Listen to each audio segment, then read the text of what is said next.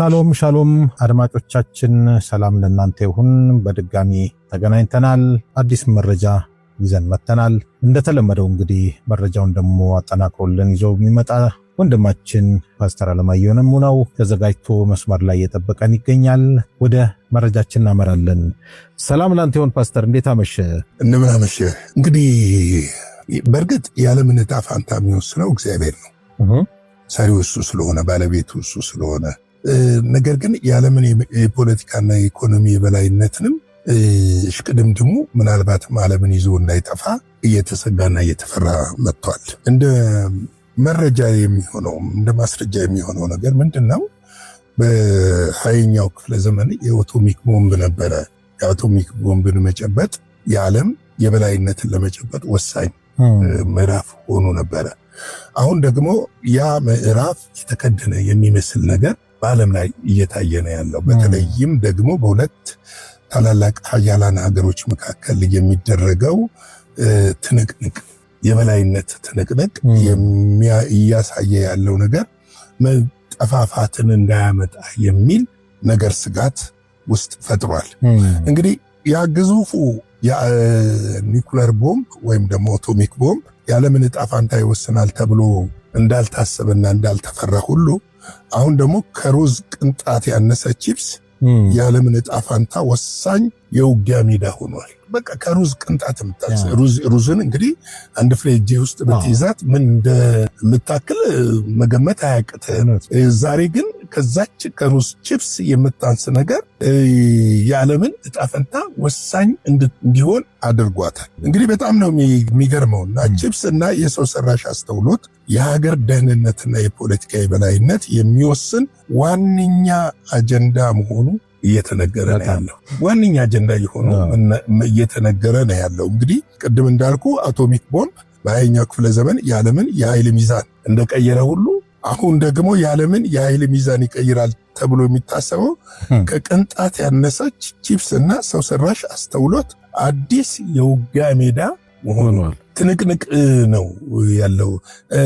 እነዚህ ነገሮች ለበጎ ከሆነ በጣም ደስ ይላል። በጎ ነገር የሚጠላ የለም። በዓለም ላይ ሁላችንም በጎ ነገሮችን እንመኛለን፣ በጎ ነገሮችን እናስባለን፣ በጎ ነገሮች እንዲሆኑ እንፈልጋለን። ነገር ግን ደግሞ መጽሐፍ ሲነግረን ያንን ነገር የሚሆንበት መንገድ እያነሰ ነው የሚመጣው። የፍጻሜው ዘመን እየቀረበ ሲመጣ ከበጎ ነገር ይልቅ የጥፋት ነገሮች እየበዙ እየሰፉ እንደሚመጡ ነው መጽሐፍ ቅዱሳችን በአንክሮ ስናስተውልና ስንመለከት የሚያሳየን። እንግዲህ ይሄ ነገር የዚህ ታላቅና እልህ አስጨራሽ ፍልሚያ ዋነኛ ተዋናይ የሆኑት ደግሞ ሁለት የዓለም ግዙፍ የኢኮኖሚ ባለቤት ሀገሮች ናቸው። እነዚህ ተዋናይ የሆኑት በጣም ወሳኝ ምዕራፍ ላይ ናቸው ተብሎ የሚታሰቡ አሜሪካና ቻይና ናቸው። እነዚህ ሁለቱ ሀገሮች በዚህ ረገድ የያዙት እሽቅድምድምና የበላይነትን ለመጨበጥ እየሄዱበት ያለ ርቀት ለዓለም እና ለሌላው ሕዝብ ደግሞ ከፍተኛ ስጋትን እየፈጠረ እየመጣ ነው ያለ። እንግዲህ ቀደም ሲል ለኮምፒውተር ለሞባይልና ለቤት ውስጥ ኤሌክትሮኒክስ አገልግሎት ብቻ ይውል የነበረው እነዚህ ጥቃቅን ቺፕሶች ዛሬ ላይ የሀገር ዕጣ ፈንታ ወሳኙ ሆነው መጥተዋል። ዕጣ ፈንታን ይወስኑታል። በጣም ነው የሚገርመው። በጣም ይሄ እኮ ከመግረምም የሚያልፍ ጉዳዮች ናቸው። እንዴት ነው እነዚህ ነገሮች ሊወስኑ የሚችሉት የሚለውን ነገር ደግሞ ስትመለከተው ምንድነው የሀገር መከላከያ የሳይበር ደህንነትና የወደፊት ብሔራዊ ህልውና ዕጣ ፈንታን የሚወስኑ መገዳደያና መከላከያ መሳሪያዎች ሆነው ብቅ ብለዋል። ለምሳሌ አሁን እየተመረቱ ያሉ ድሮኖች አርቲፊሻል ኢንተለጀንስ የሚገጠምላቸው ናቸው።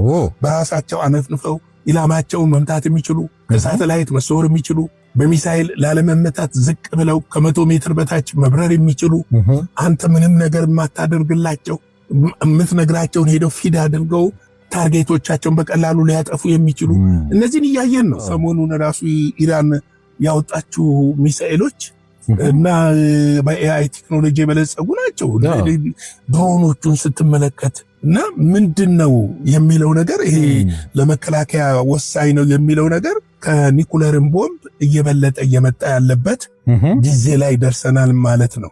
እና ዘመናዊ ድሮኖች፣ የረጅም ርቀት ሚሳኤሎች፣ የስለላ አውታሮች እና የጠፍር ቴክኖሎጂዎች የሚያንቀሳቅሱት በዚህ ጥቃቅን ቺፕስ አቅም ነው። በዚህ ጥቃቅን ቺፕስ አማካኝነት እና እነዚህ ቺፕሶች አሁን እንደ ዋዛ የምታየው ነው አይደለም እኮ እንደ ዋዛ የምትመለከታቸው አይደለም። እና በእነዚህ አማካኝነት ነው እየሆነ ያለው። ትንቅንቁ እዚህ ጋር ነው። መቅደም የሚባለው ነገርና የተሻለ መያዝ ግን የተሻለ መያዝ የሚባለው እኮ ኢኮኖሚን በመለወጥ አይደለም። የተሻለ መያዝ ማለት የሰው ኑሮን በመለወጥ አይደለም።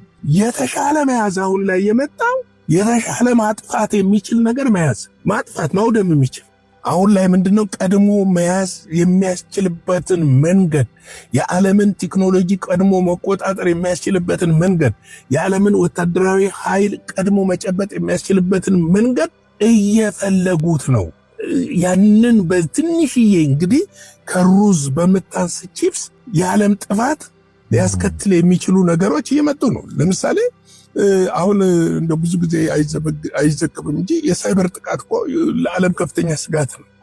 የሳይበር ጥቃት ብቻ አይደለም ፓስተር፣ እኛም እምብዛም ትኩረት ሰጥተነው አላወራንበትም እንጂ የባዮሎጂካል ዌፐን እሱ ራሱ በጣም ስጋት እየፈጠረ መጥቷል አሁን ላይ።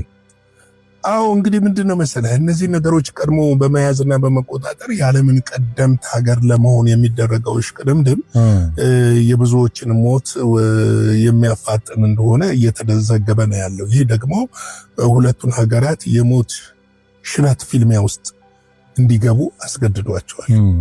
ሁለቱን ሀገሮች የሞት ሽረት ትግል ውስጥ እንዲገቡ ነው ያስገደዳቸው። እዛ ትግል ውስጥ እንዲገቡ ያስገደዳቸው ነገር በበላይነት ለመያዝ የሚደረገው ፍጥጫ ነው እና ውጥረቱ ወደ ከፋ ደረጃ እየተሻገረ በመጣ ቁጥር አጥፍቶ መጥፋት ሊመጣ ይችላል። እንግዲህ ምንድነው ውጥረቱ ወደ ከፋ ደረጃ የተሸጋገረው ሁለቱ ሀገራት በሚከተሏቸው ጥብቅ ስልታዊ እርምጃ ምክንያት።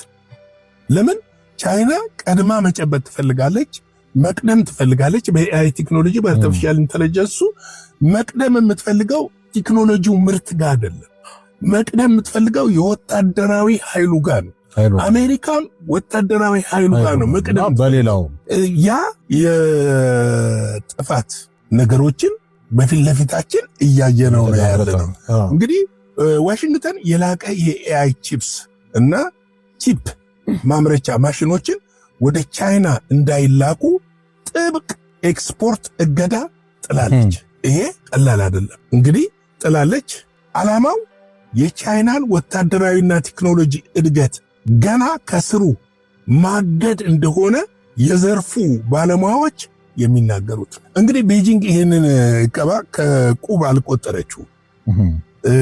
ድምጿን አጥፍታ የራሷን ነገር እየሰራች ነው ያለው። ይህ ደግሞ በፊት ላይ ከነበረው ዓለም አቀፍ የመረጃ መለዋወጥና የተደረሰበትን የማሳወቅ ጉዳዮች ጋር ተያይዞ ድምፅን አጥፍቶ የሚደረጉ ነገሮች ድንገተኛ ነገሮችን ይዞ ሊመጣ ይችላል የሚል ስጋት አለ። እነ ኤለን መስክ እኮ እየገነቡ ያሉት ትልቅ ነገር የዓለምን ጥፋት የሚያፋጥን ነገር ነው።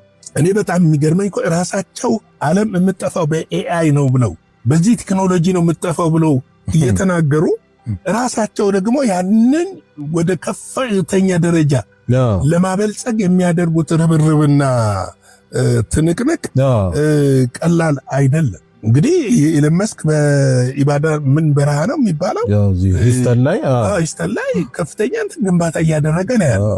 ይሄ ቀላል የምትለው ነገር አይደለም። ፋክተሪ ማለት ነው።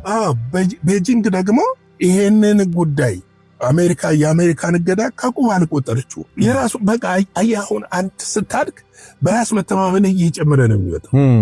ስለዚህ ልታመርት የምትችለው ለምሳሌ እንደ ጠላትነት አይተህ ጠላትን ማጥፋት በምትችልበት ሁኔታ ላይ ነው ልታመርት የምትችለው እና ይሄ ደግሞ እጅግ አደገኛ ያደርገዋል። ነገ ምንድን ነው የሚሆነው የሚለውን ነገር ስንመለከት ነገ የሚሆነውን ነገር ለማወቅ በጣም ከባድ የሚሆንበት ዘመን ላይ ነው ያለነው። እንግዲህ ለነገ ዛሬ መስራት ነው ያለብን። ዛሬ ነው መስራት ያለብን። ትክክል። የመዳን ቀን መቼ ነው? አሁን ነው። ዛሬ ነው። ትውልድ የምናድነው መቼ ነው? አሁን ነው። ዛሬ ነው። ለነገው ዛሬ መሰረት መጣል አለብን። ለነገው ዛሬ ህዝብን ማዘጋጀት አለብን እያልን ኢየሱስ ይመጣል። ሻሎም